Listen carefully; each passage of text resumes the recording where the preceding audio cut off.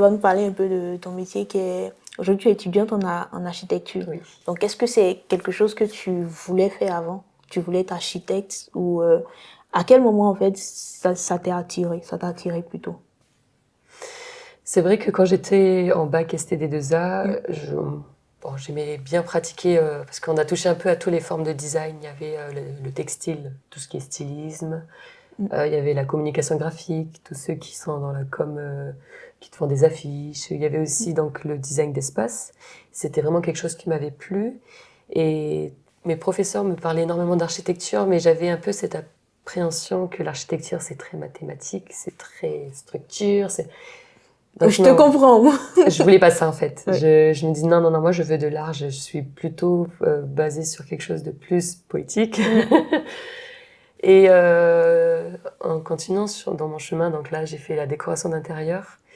J'ai fait ce stage en architecture et en toute honnêteté, quand j'y suis allée, c'était en fait, par curiosité. Mais dans ma tête, c'était clair et net, je ne ferais pas d'architecture.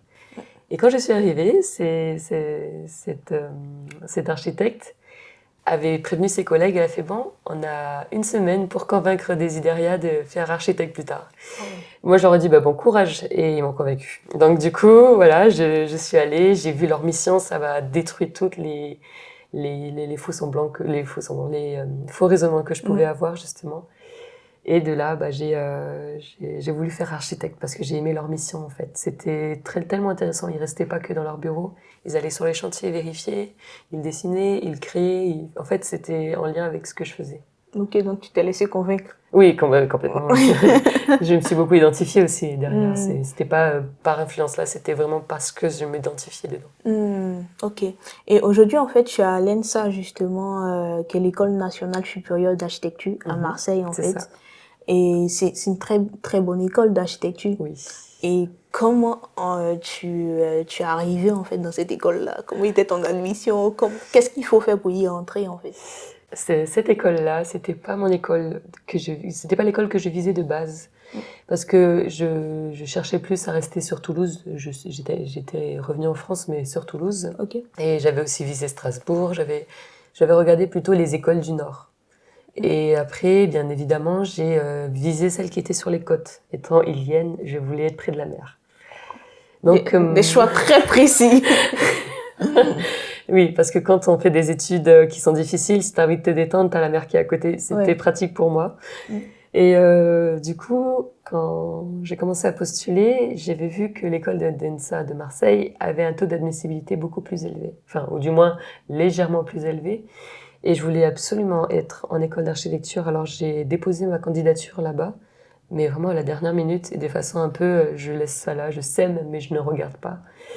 Et c'est cette semence qui a poussé. Donc j'ai été prise dans un premier temps, pour faire un entretien. D'abord, ils sélectionnent les dossiers et ça m'a beaucoup aidé d'ailleurs d'avoir des bonnes notes au bac. Et ensuite, par rapport à ces notes, par rapport à ce dossier qui est sélectionné, ils te font passer un entretien pour connaître ta personnalité, voir comment tu es. Et ainsi, ça m'a permis j'ai été sélectionnée et de là, j'ai pu être en école d'archi de l'ENSAM, donc de Marseille. Et c'est ainsi que j'ai découvert que cette école avait plus de polyvalence que d'autres. On fait plus de choses, on touche un peu à d'autres métiers, ou du moins d'autres domaines. Par exemple, la photographie, on en fait aussi. On touche aussi un peu, on manipule beaucoup en tout cas, d'autres choses que l'architecture. Ouais, ok. Donc tu rentres à l'ENSA de Marseille, tu découvres que finalement c'était pas si mauvais comme choix en fait. Ah oui, mais pour moi voilà, j'estime que ça a été guidé en fait. Je pensais que c'était le mieux par-ci ou par-là. Mais concrètement, l'ENSAM, je pense que je ne me verrai pas ailleurs. C'est Marseille, j'aime beaucoup cette ville, tout me correspond. Et pendant ton entretien justement pour l'ENSA, est-ce que ça n'a pas été un problème le fait que tu aies peut-être fait une année sabbatique et tout? Ok. Alors c'est vrai que les écoles d'architecture, on croit que c'est très sélectif. Enfin si, ça l'est. Mais ils sélectionnent en fonction de ta personnalité. Ce qui est le plus grand conseil que je pourrais donner à ceux qui voudraient entrer en école d'architecture, c'est d'être le plus soi-même. Parce que eux, ils vont regarder d'où tu viens, ton parcours, ta façon de rebondir, ta capacité, tes compétences, savoir-être, savoir-faire. Et ils vont voir aussi ta culture. d'où tu viens. Je pense que ce qui m'a aidé, ça a été justement de venir de Nouvelle-Calédonie, d'avoir fait le monde du travail, donc avoir acquéri une forme de maturité et de revenir malgré tout. Et ça, au contraire, ça a joué en ma faveur.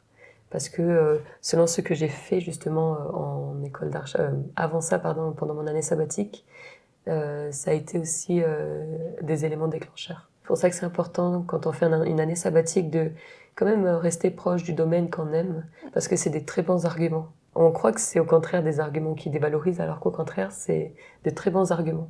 On arrive à la fin de cette interview, et ce qu'on peut retenir, c'est que le mouvement, c'est la vie. Donc, même si vous êtes en période sabbatique, en année sabbatique, n'oubliez pas, le mouvement, c'est la vie. Donc, faites quelque chose, ne restez pas oisif. C'est très important, en fait, pour votre futur. Et aussi, on peut retenir dans le parcours de Daisy que l'objectif, avoir un objectif, c'est très important pour avoir le bon chemin à prendre, en fait. Donc, on se dit à bientôt sur Eureka Talent.